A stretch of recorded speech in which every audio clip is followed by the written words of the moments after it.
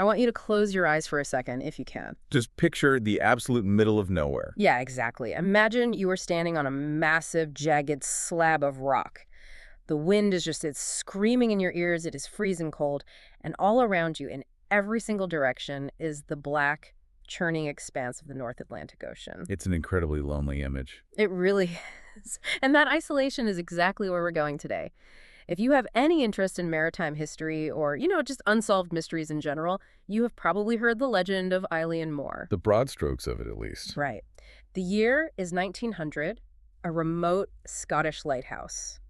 3 seasoned keepers completely vanished without a single trace. Leaving nothing but a ghost story behind. But today, we are not just doing a campfire ghost story. We want to do a real deep dive into the source material. We're going to deconstruct the myth. Because the reality of what happened is so much stranger. It really is. We are pulling the actual 1901 Northern Lighthouse Board investigation reports, the ones submitted by Superintendent Robert Muirhead. We'll be crossing those with the actual contemporary meteorological data from the mainland. Yeah, and modern geological analyses of North Atlantic wave mechanics. We're even looking at the cultural context from Wilfred Wilson Gibson's haunting 1912 poem, Flannan Isles. Our mission here is to bridge that gap between myth and empirical science. Exactly, to really feel that biting wind of the Outer Hebrides and to explore the crushing psychological weight of total inescapable isolation. It is such a profound case study. Because when you strip away the centuries of rumor, the actual physical evidence left behind at Eilean Mor is actually more baffling than the folklore itself. Oh, without a doubt. We're going to cross-reference all these conflicting reports to figure out what actually happened when the modern industrial world collided with an environment that was profoundly ancient and, well, entirely indifferent to human life. And just to set the baseline for you, the listener, let's establish the contradictions that make this case so enduring. The scene they found. Yes. When the relief crew finally arrived at this lighthouse on Boxing Day, they didn't find a bloody struggle. They didn't find a smashed-up interior. No. They found an untouched meal sitting right on the kitchen table. They found clocks that had completely stopped ticking. And frozen. Frozen. And most baffling of all, they found an official chalkboard logbook detailing a terrifying, apocalyptic storm that lasted for days. A storm that supposedly drove hardened men to weep and pray. Right. But here is the kicker.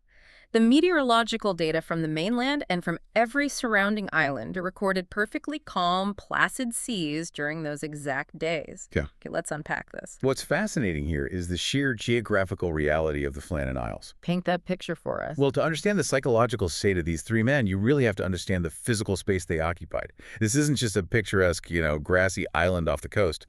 Eilean Mor is the largest of a deeply remote archipelago known as the Seven Hunters. The Seven Hunters, just the name sounds intimidating. Doesn't it? They sit roughly 16 to 21 miles off the west coast of the Isle of Lewis, which itself is part of the Outer Hebrides of Scotland. So you are really out there. You are. In the year 1900, being 20 miles offshore in the North Atlantic meant you were entirely severed from humanity. Yeah, no radios, no quick rescues. Exactly. And the shipping lanes around these islands are notoriously treacherous. You have these sudden violent squalls. You have hidden reefs just beneath the surface. If you need to tear a ship apart. Right. And a tidal system that is so aggressive it can pull a wooden-hulled ship right into the rocks. And Eilean Mor itself is incredibly hostile. From what I was reading, it's essentially a 38-acre slab of rock thrusting violently out of the ocean. There are no gentle, sandy beaches where you can just casually pull up a rowboat. No, it features sheer cliffs that drop 200 feet straight down into the churning water. It is an environment that actively, aggressively resists human intrusion. It pushes back. It does. But that resistance isn't just physical, is it? The historical context of this island is drenched in a very specific, almost suffocating supernatural aura. Long before the Northern Lighthouse Board ever considered building a beacon there, Eilean Mor had a reputation. It certainly did. The folklore surrounding the Seven Hunters is incredibly potent. If we go all the way back to the 7th century, an Irish bishop, who later became St. Flannan, built a tiny, rudimentary stone chapel right on the island. A chapel in the middle of nowhere. Yeah, and for centuries following that, the island was viewed by the locals of the Hebrides as an other country. Like a different realm altogether. Exactly. In anthropological terms, it was considered a liminal space, a literal intersection between the world of the living and the realm of the dead. I was reading about the local shepherds from the larger islands, and this detail really stuck with me. The pasture on Eilean Mor was surprisingly rich, so they would occasionally make this highly dangerous sail out there just to let their sheep graze. Which tells you how valuable that grass was. Right. But the historical accounts note something very specific and very chilling about these trips.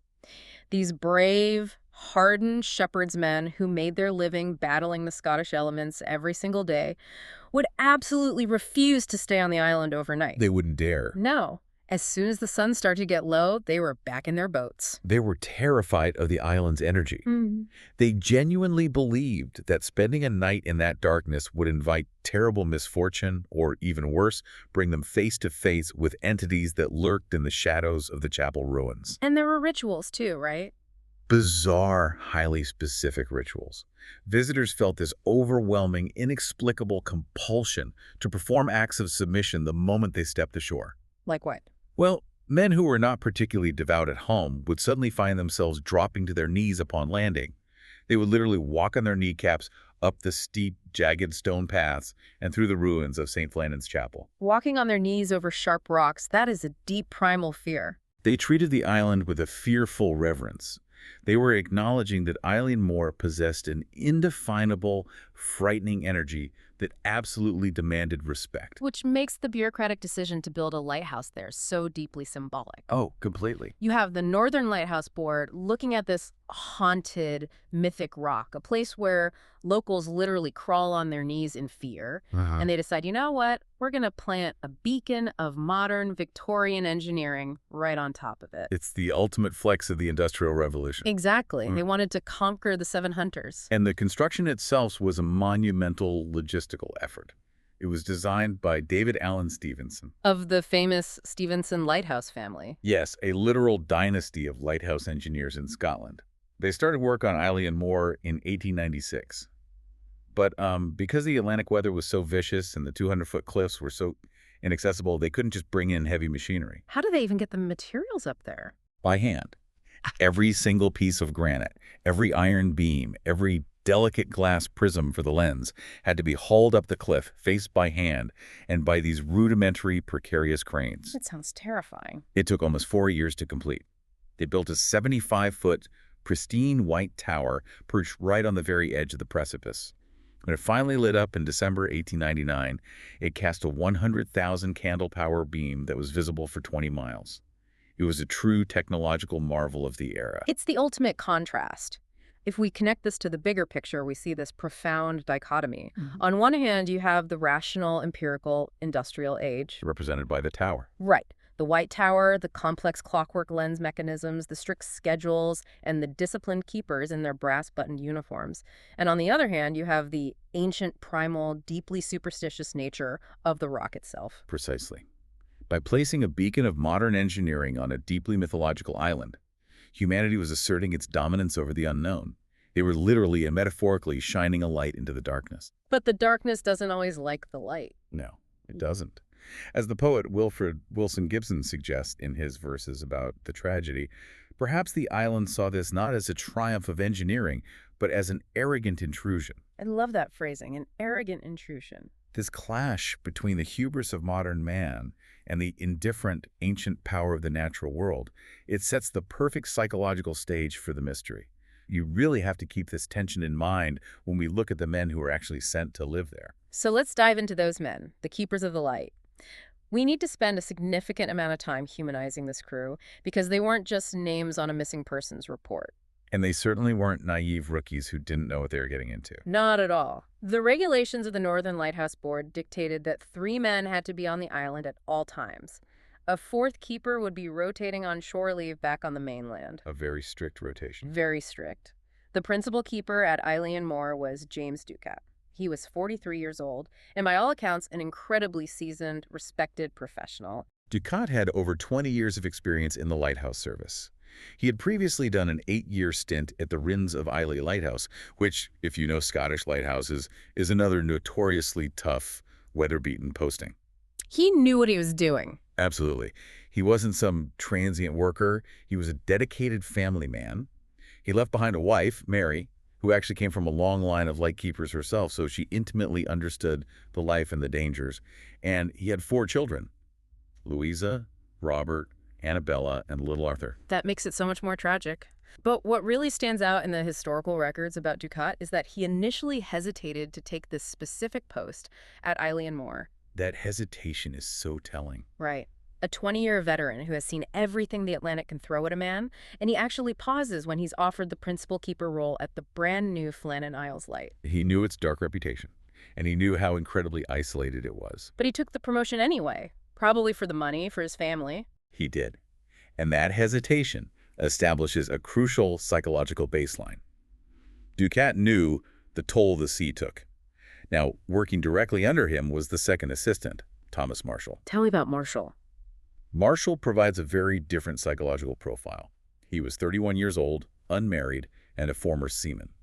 He was known to be a diligent and highly capable worker, but he was carrying a significant psychological burden that we need to highlight because it becomes highly relevant later on in the timeline. The fine, right? Yes, the fine. During a previous severe storm at another posting, Marshall had failed to properly secure some exterior equipment. That equipment was subsequently washed away by the sea.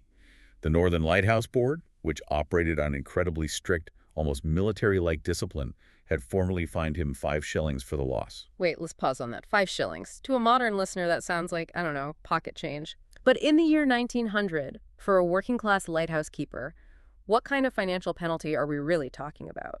It was a very noticeable financial hit. It was roughly equivalent to a few days' wages. But more importantly than the money, it was the humiliation of an official reprimand on his permanent record. Ah, the shame of it. Exactly. In this highly structured profession, a black mark like that impacted your pride, your standing with your peers, and your prospects for any future promotion. It casts a shadow over your whole career. Marshall lived in deep fear of making a similar mistake. He was terrified of facing another fine, or worse, losing his position entirely. Because of this, he became obsessive about securing equipment.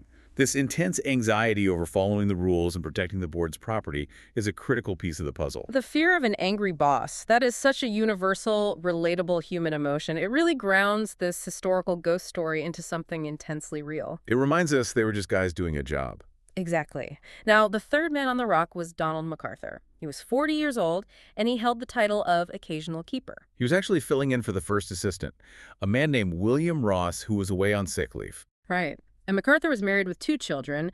By trade, he was a tailor and a former royal engineer. But we really shouldn't let the word tailor fool us here. On the mainland, he was known as a tough, hardened, pragmatic mariner. Absolutely. The sociology of Victorian Scotland is important to understand here. MacArthur had a reputation for being a bit of a brawler, someone who could definitely take care of himself in a physical fight. A tough guy. Very tough. He was a stoic, physically imposing man. He was the exact opposite of someone who gets easily spooked by ghost stories or a bit of bad weather. So you have these 3 highly competent, vastly different men thrust into a crushing reality. Let's talk about the sensory deprivation of that reality. It's hard for us to fathom today. It really is. Lighthouse keeping in 1900 was a life of extreme routine. Today, we romanticize the idea of going off the grid, doing a digital detox, retreating to a cabin in the woods. But this wasn't a relaxing vacation. This was a total, terrifying severance from the rest of humanity. Completely cut off. There were no radios to call for help. The technology just didn't exist there yet. There was no underwater telegraph cable linking the island to the mainland. There were no rescue boats stationed nearby. Once the supply ship dropped you off and steamed away over the horizon, that was it. You were entirely on your own. Their entire universe shrank to the circumference of that 38-acre rock. Their daily lives were governed by the cyclical, hypnotic ticking of the clockwork light mechanism, the constant heavy smell of paraffin oil and brass polish. And the noise? Oh, the inescapable deafening roar of the Atlantic Ocean pounding against the cliffs below 24 hours a day. I want you to really think about what that does to the human mind. You wake up day after day, and the only sounds you hear are the wind howling against the stone, the crashing of the waves hundreds of feet below, and the breathing of the 2 other men in the room with you. You'd run out of things to talk about so fast. Yeah. You would know every story they have to tell. You would know every annoying habit they have. You are trapped in a small, circular room, entirely at the mercy of the elements, staring out at a horizon that never, ever changes. It is a psychological pressure cooker. How do you cope with that? You rely on routine, you clean the lenses, you trim the wicks, you log the weather. Routine is the only thing keeping you sane. It is the ultimate coping mechanism. Yeah. And it's within this pressure cooker of strict routine that the timeline of our mystery really begins to unfold. Take us through the timeline. The very first subtle warning that something was fundamentally wrong occurred on December 15th, 1900. Okay. A passing steamer named the SS Arctur, which was en route from Philadelphia to the port of Leith in Scotland, was navigating near the Flannan Isles around midnight. The captain looked toward Eilean Mor to check his bearings, and he noticed something deeply alarming. The light was out. The light was out. Which is unthinkable. Completely unthinkable. For a brand new, vital lighthouse positioned on one of the most dangerous shipping lanes in the world, to be dark, that was a massive failure. So what did the captain do? He immediately reported this anomaly when his ship reached port a few days later.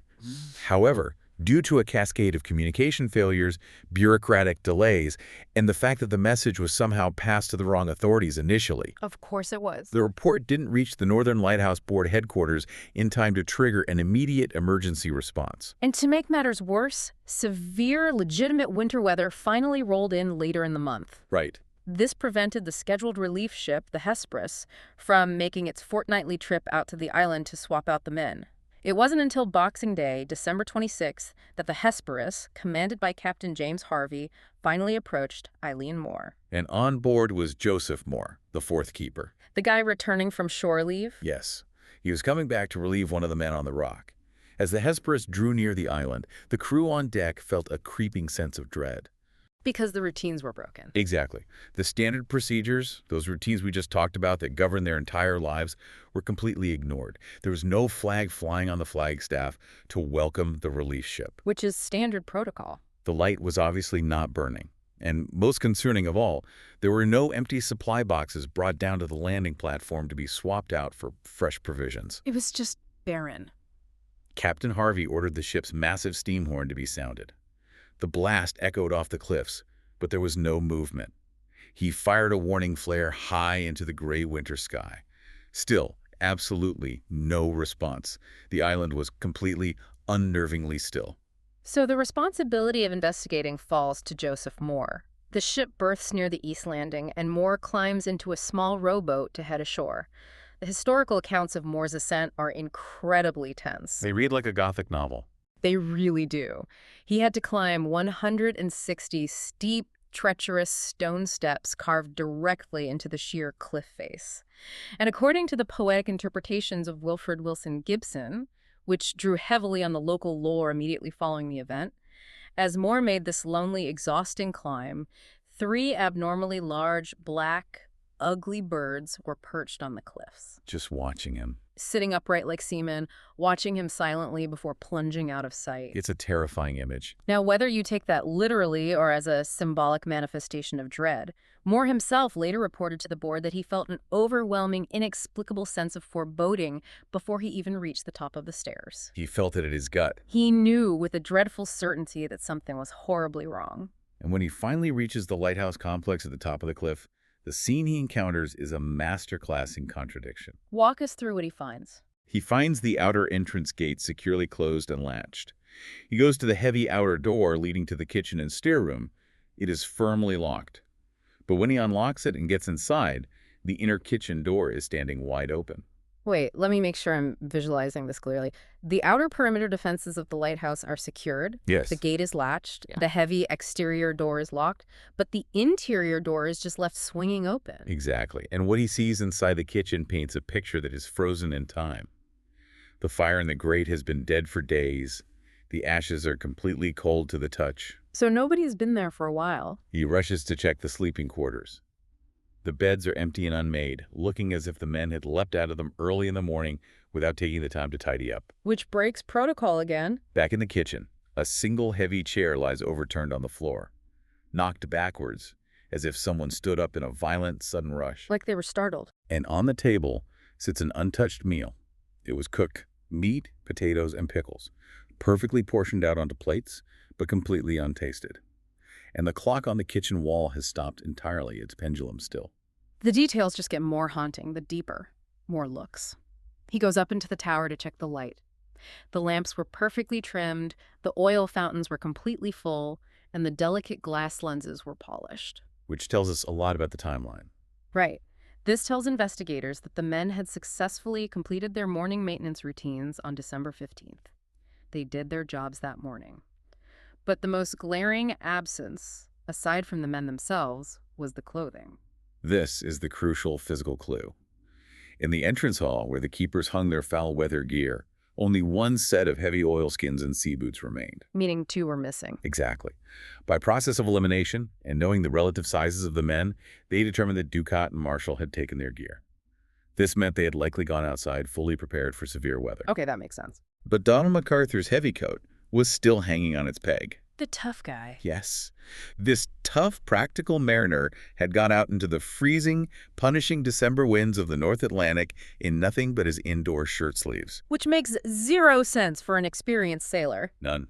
Furthermore, while searching the living quarters, they found a small canary in a cage. The poor bird had starved to death, a grim biological indicator of exactly how long the lighthouse had been abandoned. It's just so sad. You have a locked outer gate, but an inner door left ajar.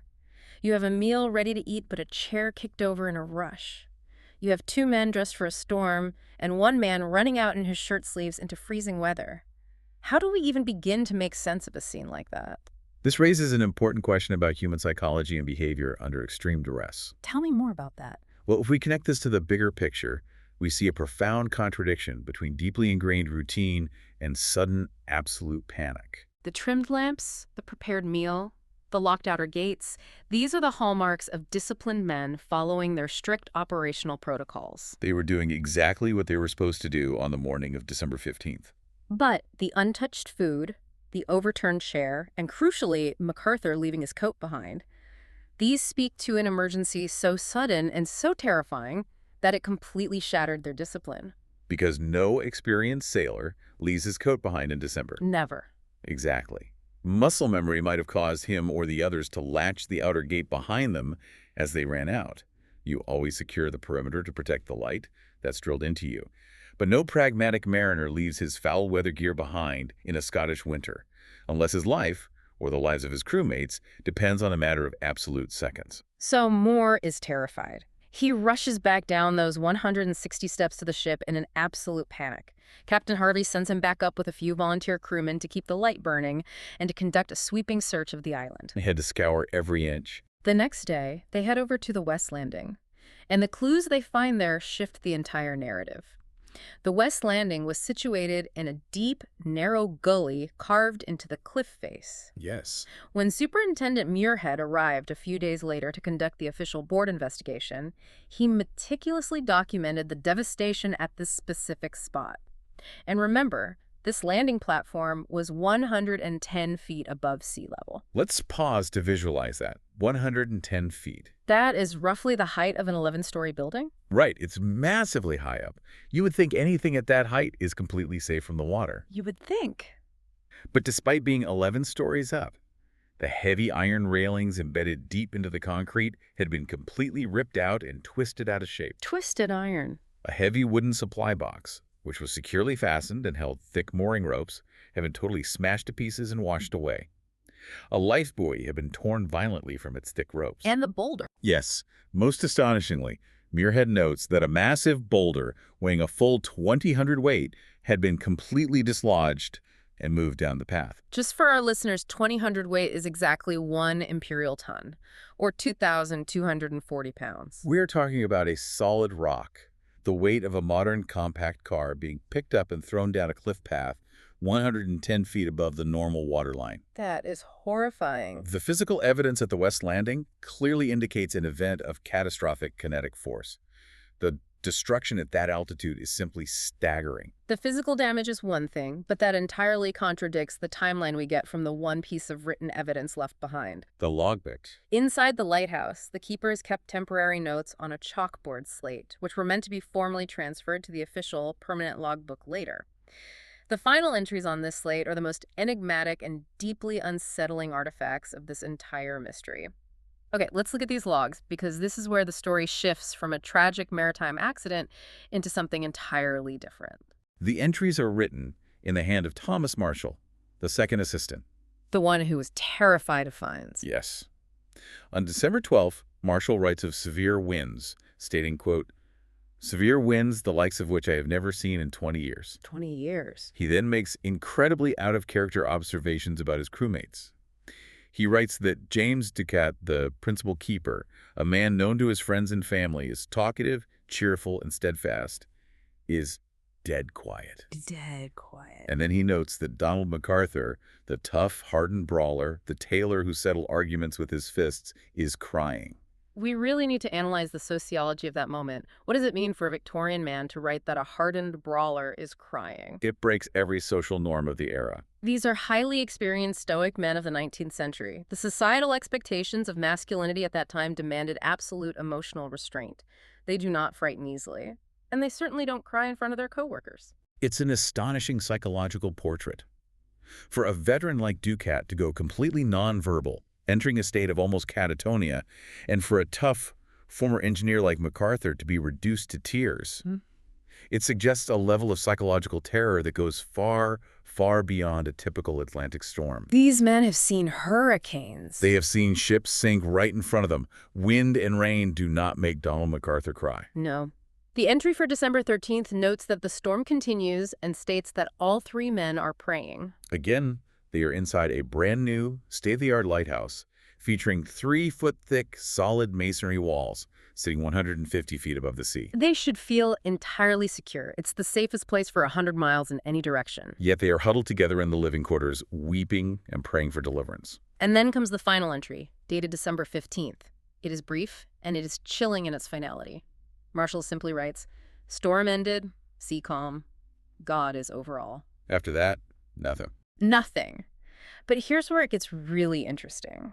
And, I mean, this is the crux of the whole mystery, the thing that keeps marine historians up at night. The weather reports. Yes. When Superintendent Muirhead and later investigators checked the official weather reports from the mainland, from the nearby Isle of Lewis, and from the logs of passing ships in the immediate vicinity, the records show that from December 12th to December 15th, there was a high-pressure system sitting over the area. The weather around Eilean Mor was entirely calm. There was no widespread storm. The violent apocalyptic tempest that Marshall described, the one that made grown men weep and pray for their souls, officially, meteorologically, did not exist. The contradiction is absolute. It makes no sense. You have physical evidence of catastrophic kinetic damage at the West Landing 11 stories up. You have a logbook detailing a storm of biblical proportions that lasts for days. Yet the hard meteorological data from every surrounding point confirms calm, clear weather. How do we even reconcile this? This paradox forces us to look beyond the standard explanations of maritime disasters and delve into theories of the deep. And when we look at the theories that have survived the last century, we must explicitly dismiss the sensationalized ideas that often pop up in cheap paperbacks. Oh, absolutely. There was no murder, there was no mutiny, there's no drunken brawl that got out of hand. No, those violent theories completely fall apart under scrutiny. There is absolutely no physical evidence of violence or a struggle among the men inside the lighthouse. A murder theory completely fails to account for the specific locked doors, the untouched meal, the specific missing coats, or the bizarre existential dread recorded in the log entries over multiple days. It just doesn't fit the facts. Instead, we have to focus our analysis on the psychological, the environmental, and perhaps the supernatural. Let's start with the psychological aspect. Could this have been a shared psychological break? The conditions were certainly ripe for it, the isolation, the sensory deprivation, the sheer pressure of the environment. But there's a specific, fascinating medical theory regarding neurotoxicity that historians have debated. Let's talk about the mercury. Yes, the mercury toxicity theory. It's vital to understand the technology of a 1900s lighthouse. To project a beam of light 20 miles, you need a massive, incredibly heavy arrangement of glass prisms, a Fresnel lens. Those things are gorgeous, but massive. Huge. But this multi-ton apparatus needs to rotate smoothly and continuously with almost zero friction, driven only by a clockwork mechanism. To achieve this frictionless rotation, the entire massive lens assembly floated in a circular trough filled with liquid mercury. Which means the keepers were constantly working mere inches away from a massive open vat of heavy metal. Exactly. They were constantly exposed to mercury vapors in a confined, heated, poorly ventilated space at the top of the tower. And what does that do to a person? Could prolonged exposure to these vapors have caused severe neurological decay? The clinical symptoms of mercury poisoning, a condition historically known as erethism, include extreme paranoia, vivid hallucinations, deep depression, and severe mood swings. Like a tough man suddenly breaking down in tears for no reason, or a talkative man going completely mute. Precisely. From a clinical standpoint, the mercury toxicity theory is highly compelling. It neatly explains the weeping, the praying, and the documentation of an imaginary storm. They were trapped in a toxic box, slowly losing their minds, hallucinating a tempest that only they could see. I see where you're going with the clinical symptoms, but I have to push back on the logistics of a shared psychosis. The psychiatric term is fully aplusia, right? Yeah. A delusion shared by multiple people. Right. But what are the statistical odds of all three men succumbing to the exact same hallucination, of the exact same storm simultaneously, and reacting to it in a coordinated way over 3 consecutive days? That feels like a massive stretch. It is a stretch. And more importantly, a shared hallucination, no matter how vivid, cannot rip iron railings out of solid concrete or move a 2,000-pound boulder.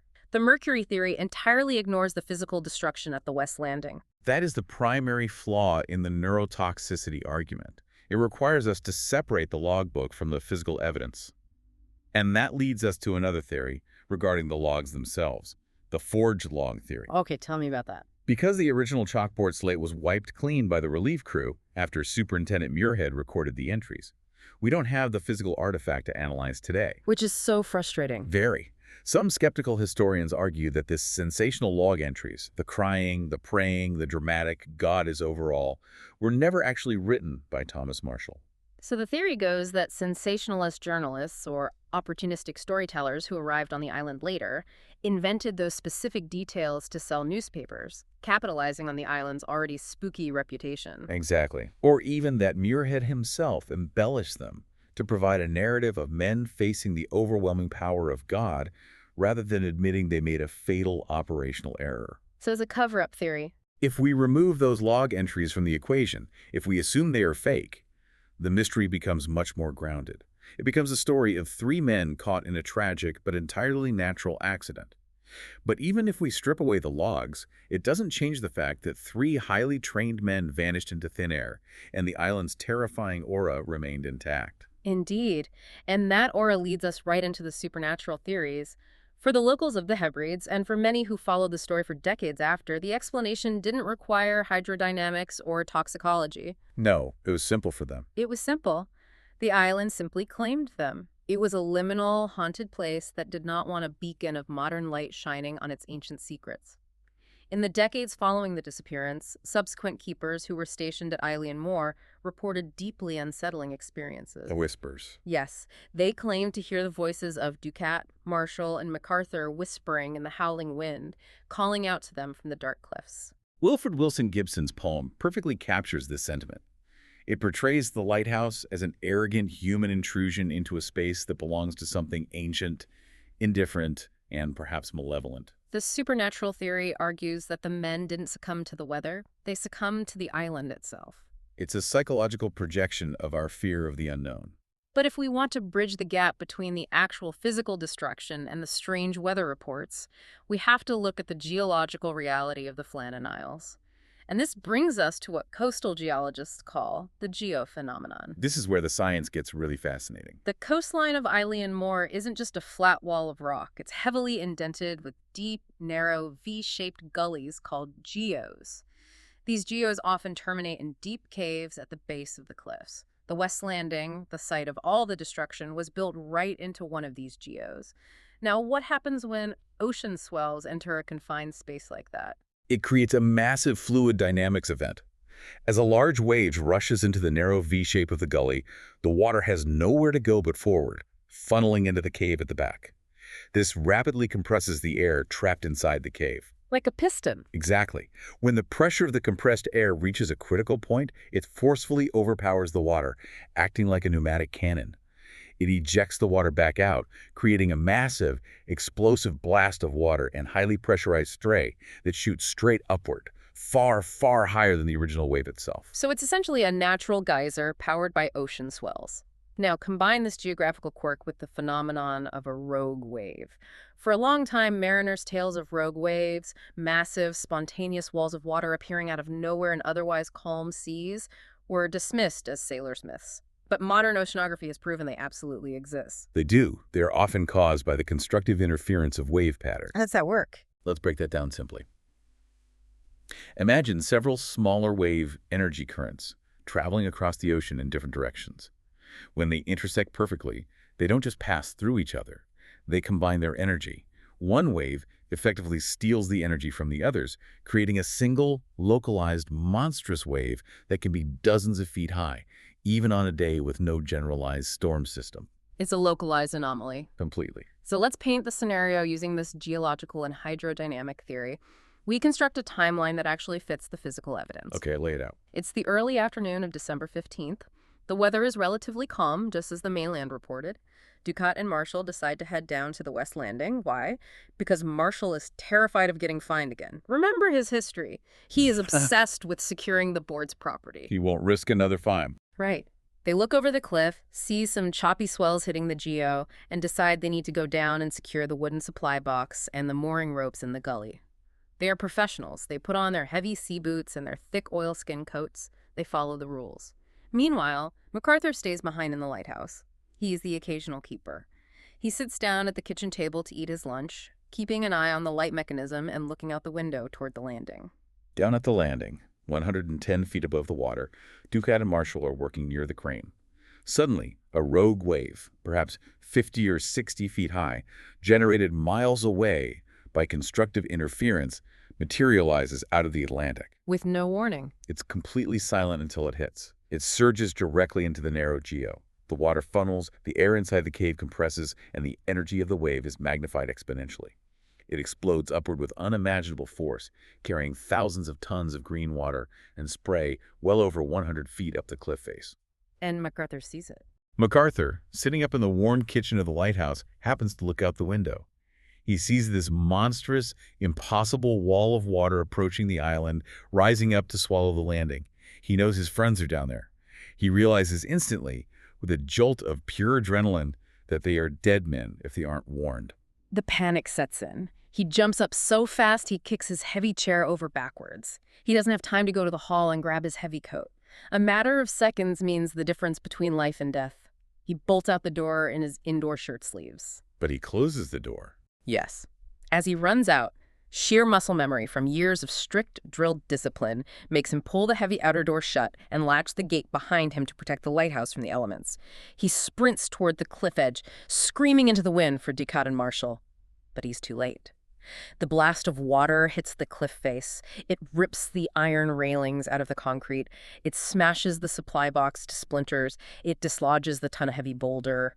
And it consumes all three men, dragging them back down into the freezing depths of the Atlantic as the water recedes, leaving absolutely no trace behind. It is the most scientifically sound explanation that accounts for the physical evidence. The overturned chair, the missing coats, MacArthur leaving in his shirt sleeves, the locked doors, and the localized, catastrophic destruction during a period of otherwise calm weather. It perfectly explains the scene Moore found. But what it doesn't account for, unless we completely accept the forgery theory, are those logbook entries. The weeping, the praying, the days of existential terror. That is the lingering shadow that modern science still struggles to eliminate. And this is why the aftermath of this event was so profoundly tragic. Superintendent Muirhead, who wrote the official report, knew these men intimately. He had hired them. He knew their families. It wasn't just a case file to him. No. In his final report to the board, there is a deeply poignant, heartbreaking note where he writes of his melancholy realization. He realizes that when he visited the island on an inspection tour on December 7th, he was the last person to shake their hands, to look them in the eye, and bid them adieu. You have to think of the families left behind in the wake of that void. Mary Ducat, who knew the dangers of the lighthouse life, left alone with 4 young children. Donald MacArthur's wife and his 2 kids, Thomas Marshall's father, they never got closure. No bodies to bury. There were no final words.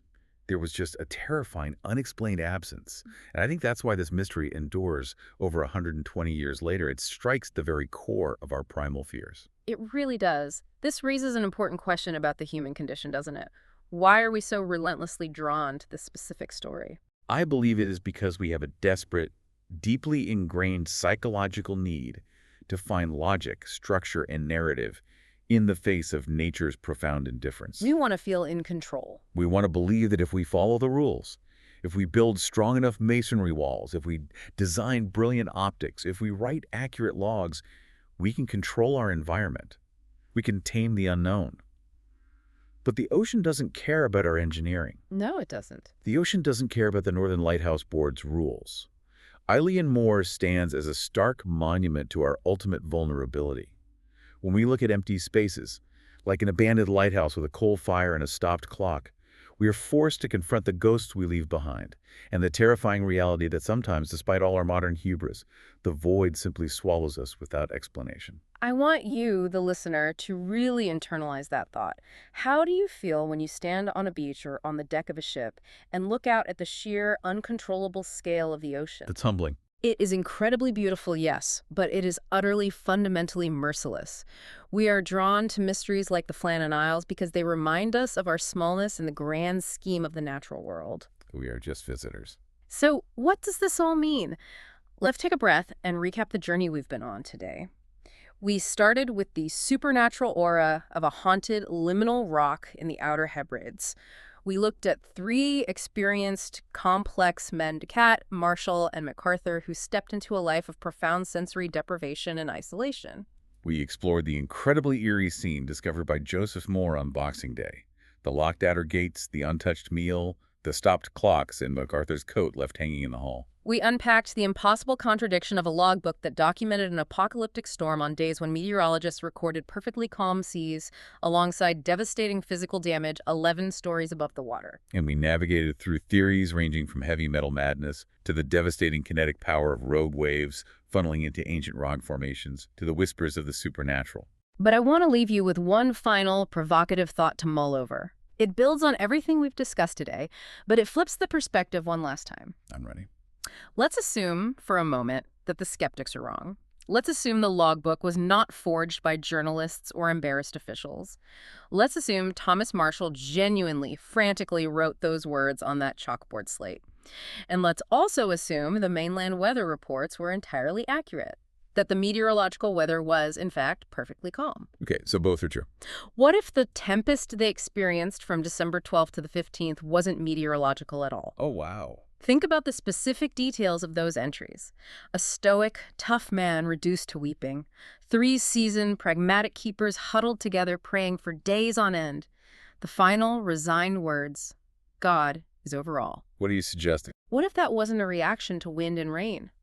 What if it was a reaction to something they saw emerge from the dark, calm sea on that supposedly quiet December morning? Something so incomprehensible, so terrifyingly vast and indifferent, that it broke a brawler's mind and drove 3 rational men to unlock the door, walk out into the freezing expanse, and never come back. It is a thought that lingers in the dark spaces of the imagination. When our rational explanations, our hydrodynamics, and our toxicology fail to neatly tie up every loose end, we are left standing on the edge of the cliff, staring into the abyss, wondering what exactly might be staring back at us from the deep. Exactly. So the next time you find yourself looking out over a dark, calm body of water at night, listening to the gentle lap of the waves, hold on to that eerie silence. Think of the keepers of Eilean Mor, the stopped clocks, the empty chairs, and wonder what secrets the ocean is still keeping hidden beneath the surface. Thank you for joining us on this deep dive into the unknown. Stay curious.